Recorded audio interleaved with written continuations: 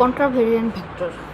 দেখো, শুরুতে আমরা দুইটা স্থানাঙ্ক ব্যবস্থা ধরে নেব, x1 x2 dot dot xn। আরেকটা স্থানাঙ্ক ব্যবস্থা যদি ধরি x⁻1 x⁻2 x⁻n।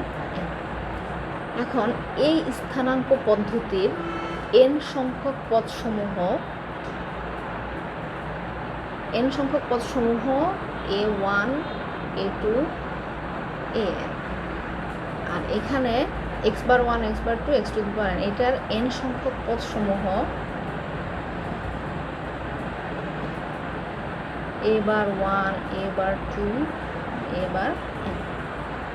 এখন এই দুইটা স্থানাঙ্ক ব্যবস্থার এই পদসমূহের মধ্যে যদি সম্পর্কটা এমন হয়,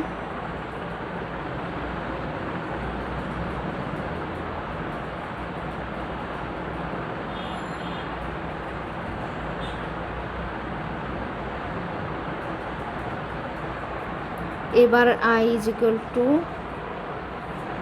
del x bar i del x j aj, যেখানে i j এর মান হচ্ছে 1 থেকে n পর্যন্ত।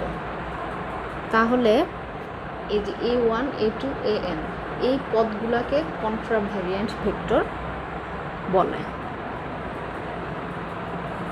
তাহলে সংজ্ঞাটা কি হবে? সংজ্ঞাটা হচ্ছে x1 x2 dot dot xn স্থানাঙ্ক পদ্ধতির n সংখ্যক পদসমূহ a1 a2 dot dot an যদি x⁻1 x⁻2 x⁻n স্থানাঙ্ক পদ্ধতির n সংখ্যক পদসমূহ এত এর সাথে এই রূপান্তর দ্বারা সম্পর্কিত হয়, তবে a1 a2 an পদসমূহকে কন্ট্রাভেরিয়েন্ট ভেক্টর বলে।